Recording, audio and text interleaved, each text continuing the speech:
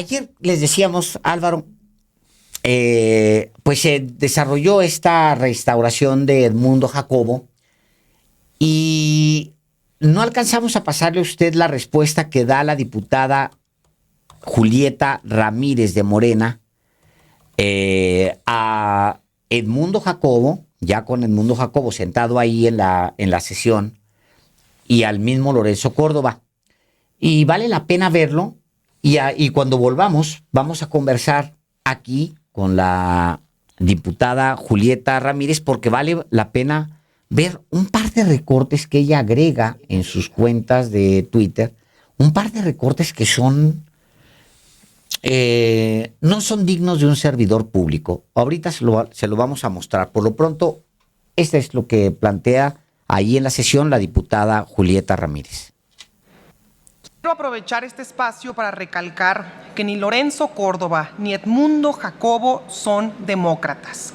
No creen en la renovación de los cargos públicos, no respetan la voluntad popular, no se someten a la Constitución respecto a los límites salariales y como árbitros electorales no son imparciales, se aferran al poder y se sirven de él.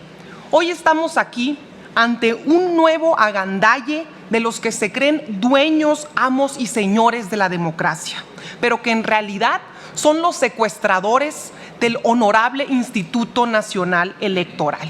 Y en nombre de la democracia, tuercen nuevamente la ley para perpetuarse en el control de las arcas del INE. Edmundo Jacobo está al frente de la Secretaría Ejecutiva, esta que administra todos los recursos del INE desde el 2008.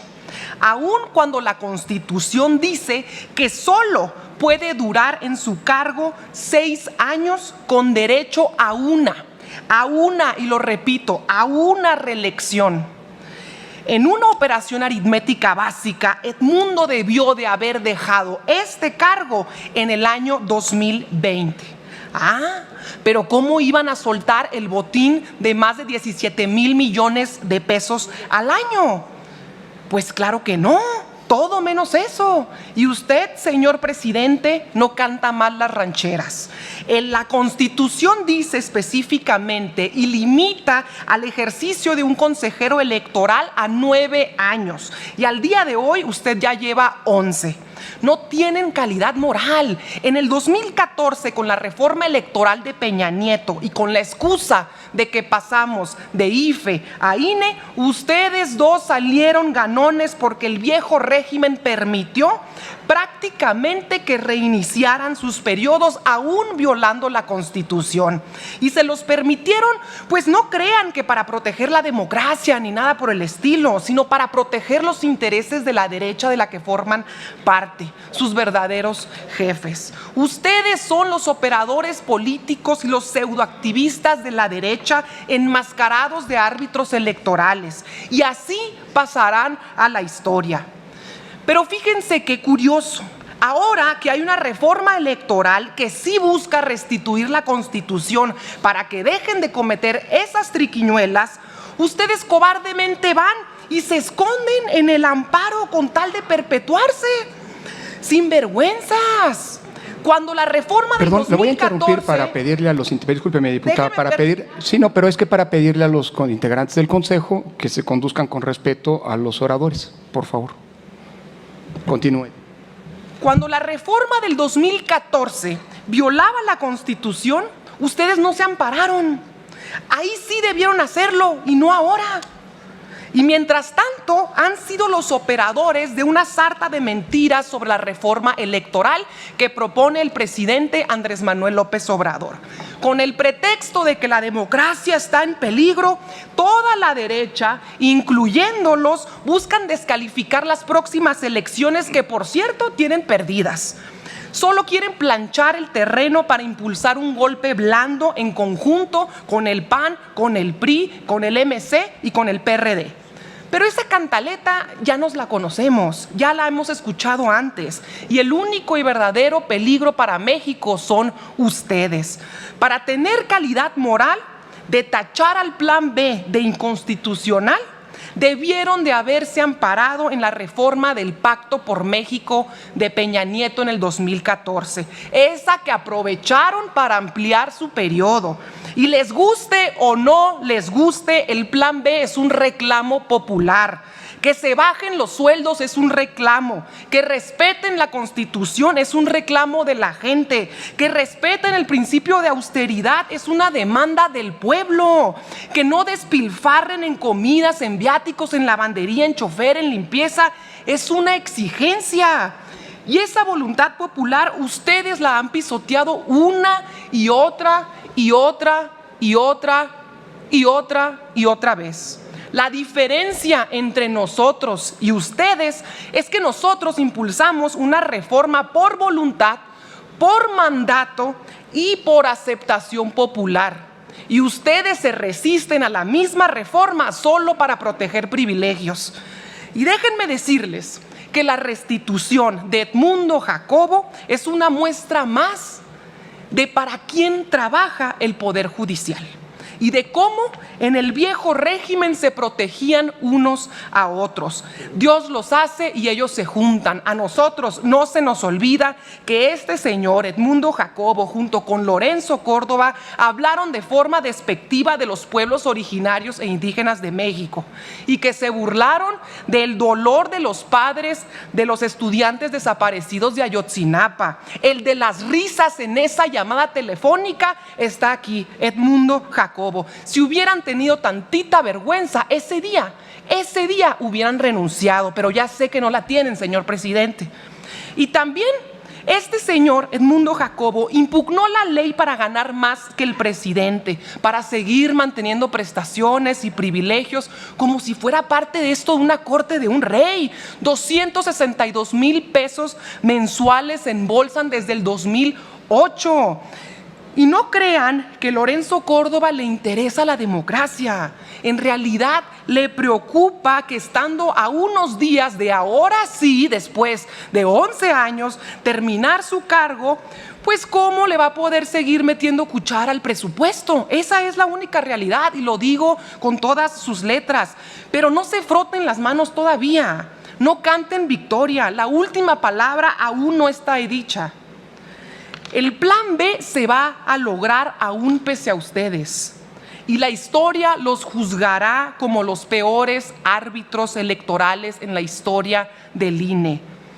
Y por cierto, no se van a salir con la suya de despedirse con sus millones y millones de finiquito, ni con su seguro de separación, que por cierto, aún no han informado cuánto pretenden llevarse. Sigue siendo una pregunta y no me diga que espere a que se vayan. ¿Cuánto se van o pretenden llevarse? Pero aún así, se van a ir por la puerta de atrás el próximo 4 de abril. Escuchamos a la diputada federal, consejera del Poder Legislativo ante el Consejo General del INE, Julieta Ramírez Padilla, a quien le damos la bienvenida esta tarde aquí en Los Periodistas. ¿Cómo está, diputada? Buenas tardes. Muy buenas tardes, Álvaro, Alejandro, encantada de estar aquí con ustedes, a sus órdenes. Buena tarde. Buenas tardes, muchas gracias.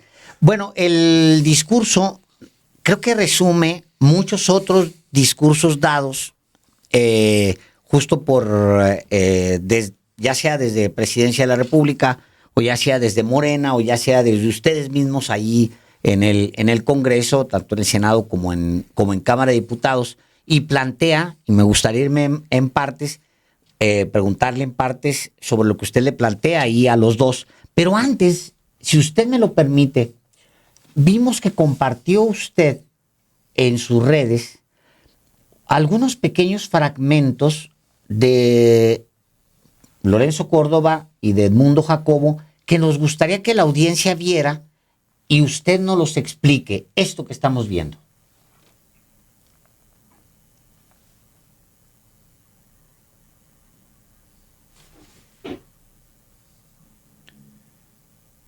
¿Eso ocurrió, diputada, mientras usted estaba hablando? Correcto. Fíjense, el recinto de la democracia y de la pluralidad convertido en el recinto de la burla y el descaro. por completo. A mí me impresiona mucho, pero después de todo, ¿qué podemos esperar de una persona o de un par de personas que se burlaron de los pueblos originarios e indígenas de México, que se burlaron de los padres, de su dolor ante la desaparición de los normalistas de Ayotzinapa? Y la realidad es que cuando Lorenzo se burla de su servidora, pues es lo de menos que se burle de mí en mi cara. En realidad, cuando se burla de mí, también se está burlando de los representados que tengo. Se está burlando de un pueblo completo y se está burlando del Movimiento de Regeneración Nacional. Y esa evidencia, pues es una clara evidencia del desdén que le tiene no solamente al pueblo, sino a las normas, a la Constitución, a las leyes. Y tristemente no nos sorprende. Es una realidad que vivimos en nuestro país y es una realidad de este hombre que, les confieso, estamos considerando seriamente hasta presentar una denuncia por violencia política por razón de género. Independientemente que proceda o no, tienen que señalarse la impresionante intolerancia que manifestaron en el recinto que se denomina la herradura de la democracia. Ustedes dirán. Justamente por eso le ha preguntado Alejandro Páez, porque en la intervención que usted tuvo ante el Consejo General, solamente la transmisión la enfocaba a usted, y nos llamó la atención que haya subido a sus redes sociales los rostros de Lorenzo Córdoba y el secretario ejecutivo Edmundo Jacobo. Son entonces imágenes en reacción a lo que usted estaba diciendo. Así es, por supuesto. No es ningún secreto que ellos son unos abiertos opositores del Movimiento de Regeneración Nacional y de aquellos que impulsen reformas o cambios que atenten contra su régimen de privilegios que se han ostentado durante todos estos años. Pero para mí es muy importante que se siga evidenciando el nivel y la clase política que tenemos al frente del Instituto Nacional Electoral, una organización, un órgano tan importante para nuestro país y tan querido por las y los mexicanos. No los funcionarios ni sus dirigentes, sino el instituto como organización y como órgano tan importante de este país. Y para mí es importante que se evidencie pues el nivel de personas que están dirigiendo a tan importante organismo. Yo creo que el padre de Lorenzo Córdoba, Arnoldo Córdoba, estaría muy decepcionado de él. Porque pues es indigno de cualquier servidor público esa actitud, voltear, burlarse de alguien que es además un invitado a ese foro que él preside, pues es hacer escarnio junto con el otro personaje que está junto con él, que efectivamente, como usted lo dice, ya habían hecho escarnio de indígenas, ya habían hecho escarnio utilizando también el caso de los 43 normalistas de Ayotzinapa, desgraciadamente desaparecidos en el sexenio de Enrique Peña Nieto. Yo le preguntaría, ¿él después no se le acercó, se disculpó con usted por la actitud? No. No, para nada, imposible. En realidad, bueno, que ya lo hemos visto aquí en el Congreso, en la Cámara de Diputados, cuando ha tenido que venir. Sin embargo, y su actitud ha sido la misma. En realidad no nos sorprende y ya lo llevamos 11 años viendo al frente en el instituto como para que ahora seamos ingenuos y nos sorprenda su reacción. Sin embargo, es importante señalarla y que la sociedad la conozca, el pueblo de México comprenda qué nivel tenemos y que también nos unamos para que no se vuelva a repetir un dirigente del instituto de esta intolerancia moral que tiene. Ahora, finalmente se recurrió por parte del Instituto Nacional Electoral, del propio Edmundo Jacobo, al juicio de amparo, logró la suspensión definitiva y por tanto volvió al cargo que ostentaba. Pero finalmente está en litigio la reforma electoral, el Plan B. y es una hipótesis que sea declarada inconstitucional, parcial o totalmente. ¿Qué hacer ahora con el INE?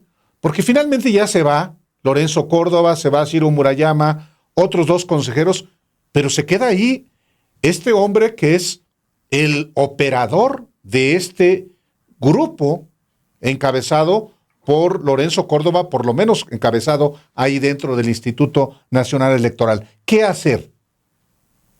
Así es. Y si me permites, Álvaro, quisiera hacer una pequeña recapitulación del tema, porque es tan importante el asunto de la Secretaría Ejecutiva que tiene como titular a Edmundo Jacobo. A ver, la Secretaría Ejecutiva es la que administra los recursos del instituto, los recursos humanos y financieros. Es la que tiene la chequera. Administra, por ejemplo, y permite y aprueba la estructura de las direcciones, de los órganos en el INE, nombra a los representantes de las juntas locales y distritales, es la dueña de las plazas. Y en el plan B, ante el momento cuando no pasa el plan A, que era la reforma constitucional en materia electoral, pues Morena empieza a diseñar un plan B, que son diversas reformas a diversos artículos de leyes secundarias, como se les conoce, o leyes a las que sí podemos aspirar a aprobarlas debido a que contamos, Morena y los aliados, con la suficiencia de los votos.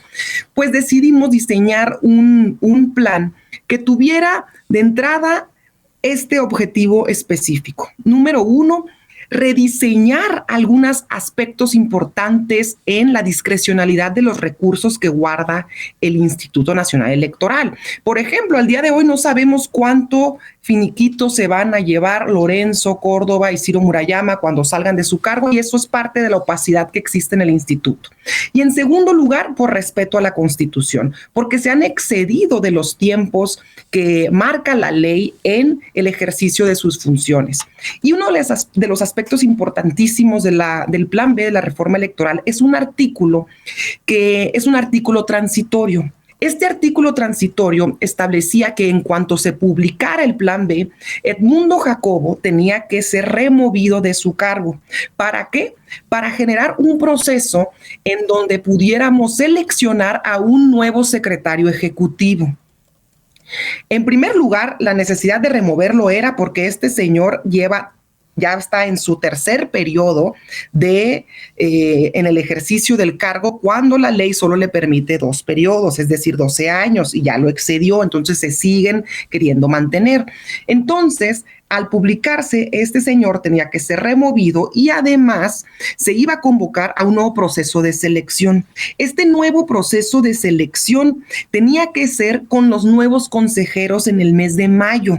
Ustedes saben que en el mes de abril tenemos la renovación de los consejeros electorales, de 4 consejeros electorales, y se renovará también el presidente del Consejo General, es decir, el presidente del INE.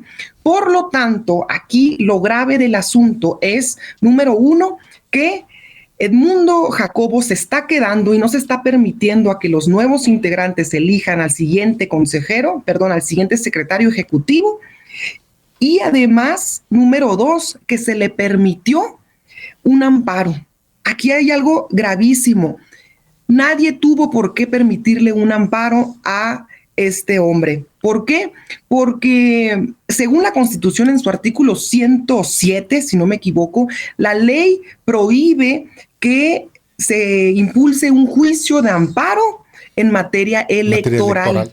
Tuvo que haberse dirimido por el Tribunal Electoral, pero no por medio de un juicio de amparo. ¿Y qué hace el Poder Judicial? Se lo permite y rápidamente le restituye su cargo. Esto es muy grave. Y Lorenzo Córdoba ya se va y deja a su operador político al frente de las arcas del instituto. Es decir, el Poder Judicial, podemos aducir por lo que usted señala, está protegiendo a esta cúpula del INE, y esto es, a la vez, podría interpretarse como un anuncio de lo que planea el Poder Judicial con el plan B, porque pues si le das un amparo y es ilegal dárselo, o no Sí. constitucional dárselo y está en litigio todo el plan B, pues entonces, ¿qué esperar? Fíjense, eso, qué importante, fíjense qué curioso. Edmundo Jacobo inició su cargo en el 2008. Para el 2014, pues ya había terminado su primer periodo. Para el 2020 termina ya su segundo periodo. Ya ahí se le debía de haber acabado el corrido.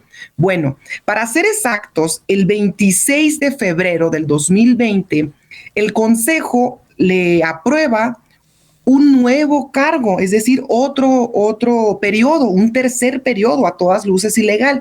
Bueno, en ese momento ciudadanos se organizaron e impugnaron esa decisión, ese acuerdo del Consejo General del INE. ¿Y qué pasó? El Tribunal Electoral lo rechazó, dijo que los ciudadanos no tenían interés jurídico ni legitimidad suficiente para promover ese tipo de impugnación y por lo tanto lo desechó. Pero fíjense qué curioso, ahora resulta que cuando Edmundo Jacobo tiene que ser destituido por medio de la publicación del Plan B de la reforma electoral, inmediatamente le admiten su impugnación o su amparo, aunque se supone que el juicio de amparo no aplica en materia electoral, se lo admiten, ahí sí, y a los ciudadanos en su momento, ante algo a todas luces ilegal, lo desecharon. Entonces, como lo dije ayer en el posicionamiento, esto también es una señal, una muestra de para quién trabaja el Poder Judicial. Diputada Julieta Ramírez Padilla, el artículo 41 de la Constitución es el que define, por ejemplo, la actividad electoral estatal. Y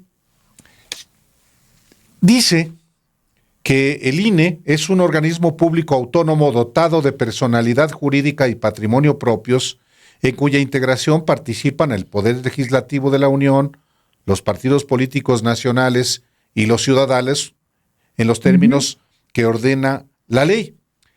Y agrega una parte que me parece muy importante. En el ejercicio de esta función estatal, la función electoral, la certeza, legalidad, independencia, imparcialidad, máxima publicidad y objetividad serán principios rectores. Yo le pregunto, estos principios rectores de la actividad electoral que obligan a servidores públicos como los consejeros del INE, presididos por Lorenzo Córdoba, realmente han sido acatados, han sido respetados, han sido honrados por Lorenzo Córdoba y el resto de los consejeros electorales del INE? No, por supuesto que no, a todas luces no. Fíjense, curioso es que el mismo Luis Carlos Ugalde, consejero del INE en el 2006, a quien se le atribuye en gran medida el fraude electoral del 2006, bueno, hasta él mismo ha dicho que le parece inaudita pues los reflectores mediáticos que han tenido estos dos consejeros, donde a todas luces han sido pues partidarios, opositores, casi miembros afiliados de los partidos PAN, PRI, PRD.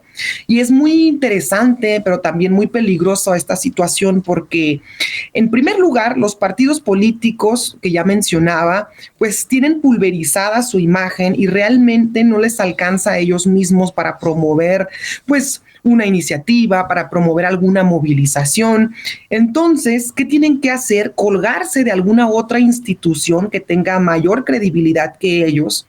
Y ahí es donde hace la jugarreta Lorenzo Córdoba y Ciro Murayama y se suman a esta plataforma política que ahora le llaman ellos el INE no se toca, pero es a todas luces pues un acto opositor y conservador. Y lo peligroso es aquí que podríamos estar ante un golpe blando. Es decir, los golpes de Estado sabemos que de forma tradicional son hechos a partir de la participación del ejército.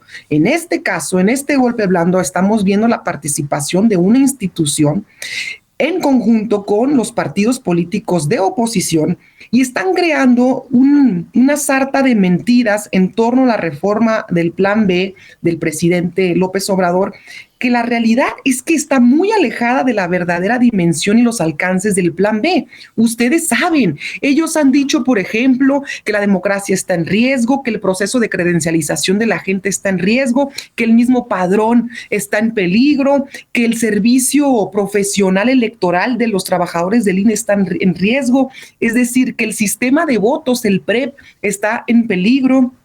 Entonces buscan crear este ambiente pues de falta de libertades y de peligro. ¿Para qué? Pues para descalificar el próximo proceso electoral y crear conflictos post y preelectorales, pero en una base de mentiras. Esto es lo realmente preocupante y lo también desgastante y lo triste de la política que actualmente estamos viendo. Una guerra de mentiras y verdades, una guerra de mitos y falsedades en donde tenemos que estar desmintiendo día con día a estos personajes que, para empezar, nada tendrían que estar haciendo acompañados y de la mano de los principales dirigentes de los partidos políticos de ningún partido y yendo a hacer activismo social de ningún tipo, porque ellos deberían dedicarse única y exclusivamente a dirimir los conflictos electorales, a garantizar la participación, a promoverla, cosa que han obstaculizado totalmente en estos tiempos. Ustedes ya también lo han denunciado, la obstaculización de las consultas, la obstaculización de los procesos electorales. Fíjense, personalmente fui víctima de el proceso en el que en el 2021 ellos intentaban obstaculizar o removerle las candidaturas a diputados federales que participaban por la vía de mayoría relativa en el 2021, en las elecciones pasadas. Nos tenían una bolsa a 70 candidatos o posibles candidatos que no sabíamos siquiera si íbamos a poder salir al día siguiente a hacer campaña.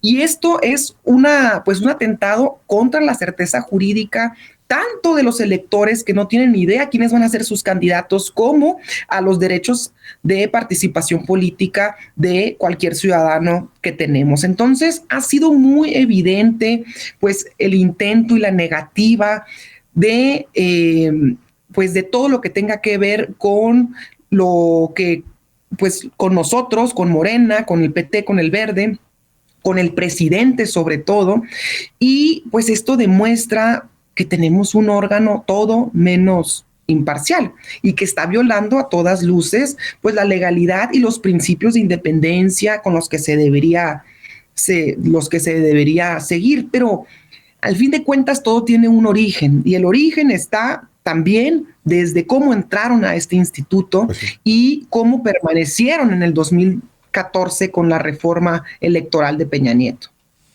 Que por ahí lo mencionaba usted en su participación en esta intervención. Sí. Y sería muy interesante que usted ampliara sobre esto mismo, porque luego se olvida cómo fue que ellos se afianzaron del Instituto Nacional Electoral con Enrique Peña Nieto, diputada. Yes. Claro, con muchísimo gusto. Fíjense, ellos intentan hacer una especie de borrón y cuenta nueva en el 2014. Como bien sabemos, Lorenzo Córdoba entra al instituto en el 2011 y Edmundo Jacobo entra a representar el cargo que tiene en el 2008. ¿Y qué pasa? En el 2014, por medio del Pacto por México, que fue esta alianza entre PAN, PRD y PRI para sacar las reformas estructurales de Peña Nieto, pues viene consigo la reforma electoral. Y con esta reforma electoral, con un pretexto de que pasamos de ser IFE a ser INE, ellos hacen borrón y cuenta nueva y dicen, de ahora en adelante todo empieza otra vez y yo tengo derecho a reiniciar mi cargo. ¿Y qué decimos nosotros? A ver, es muy importante aquí señalar que en los hechos ambos tienen en su cargo mucho más de lo que la ley les permite. y que por calidad moral, si se creen demócratas y respetuosos de las leyes y la Constitución, no tendrían por qué mantenerse en un cargo en donde la Constitución les impide mantenerse por más de cierta cantidad de años. Y pues por supuesto que esto significa también, pues, a quién le responden, quién los dejó ahí, quién les amplió su periodo, quién los involucró en primer lugar al instituto. Entonces, es evidente que son actores de la derecha todavía infiltrados en el poder. Y justo por eso mismo, los representantes de Morena, del PT y del Verde proponíamos, ustedes recordarán, o el presidente proponía en la iniciativa de reforma constitucional que había presentado en materia electoral, que los consejeros y las consejeras fueran electas y electos por voto popular, de manera que no se vieran inmiscuidos o que tuvieran que responderle a otro tipo de actores que no fueran los ciudadanos y la gente. Por eso proponíamos, porque ustedes saben, ahora estamos en medio del proceso de selección y de renovación de los consejeros electorales, y pues prácticamente los partidos políticos tienen que generar un consenso. Y Pablo Gómez lo ha dicho en ocasiones anteriores, pues prácticamente eran: tú del PAN tienes uno, tú del PRI tienes otro, tú, pues a ver, mándame a uno, y se coludían y dejaban a los consejeros que ellos querían. ¿Cuál respuesta al pueblo? En realidad era una respuesta a sus jefes, que eran los partidos políticos y pues el presidente de la República o algún otro actor político, y no la gente. Por eso proponíamos eso en la reforma constitucional, pero como siempre, PAN, PRI, PRD y MC la votaron en contra. Pues, diputada Julieta Ramírez Padilla, representante o consejera del Poder Legislativo ante el Consejo General del INE, vamos a seguir al pendiente. Hay que ver todavía cuántas sesiones quedan del Consejo General en la que va a participar todavía los 4 consejeros que se van, incluyendo su presidente. ¿Cuántas sesiones? Pues sabemos que habrá una reunión ordinaria, la siguiente semana, pero podría haber extraordinarias en el momento, como lo fue la sesión del día de ayer. Entonces hay que estar muy atentos. Y por supuesto, nuevamente se niegan. ¿Y la millonada que se van a llevar? Nuevamente se niegan, y nada más para recalcarlo aquí a toda tu audiencia, se calcula así rápidamente que Lorenzo Córdoba va a tener un finiquito de 9.1 millones de pesos y que Ciro Murayama va a tener un finiquito de 7.4 millones de pesos. La realidad es que es un descaro, es una grosería para la gente en medio de una realidad social tan compleja, y no nada más de la realidad, sino de un mandato popular. Nosotros estamos convencidos que la gente en el 2018 votó también por la austeridad republicana, y no como un eslogan ni como otra cosa que no sea un principio rector del gobierno, porque la gente está harta de ese tipo de despilfarros de los servidores públicos. Imagínense, Lorenzo Córdoba tiene para servicios de lavandería e higiene 260,000 pesos al día en ¿Cómo? servicios de limpieza, lavandería e higiene. Ustedes mismos también han compartido información muy importante al respecto, que es absurdo, y esto lo debe conocer la gente, y tenemos que, pues, que ponernos a la marcha para que no vuelva a suceder, y por eso era tan importante para Morena que el secretario ejecutivo del INE no siga manteniendo él solito toda la administración de los recursos del INE. Por eso planteábamos Pues no. una reingeniería en las facultades, justamente para la cual ellos ya están pegando el grito en el cielo, porque les atenta para lo más importante que tienen ellos, sus bolsillos. Entonces, esto lo tiene que saber la ciudadanía, y les agradezco los espacios que nos abren, porque el cerco informativo es muy complejo, y también les admiro que ustedes han sido de los primeros en señalar el cerco informativo de parte de las grandes televisoras, que no necesariamente abren la información y la participación plural para que la gente esté informada.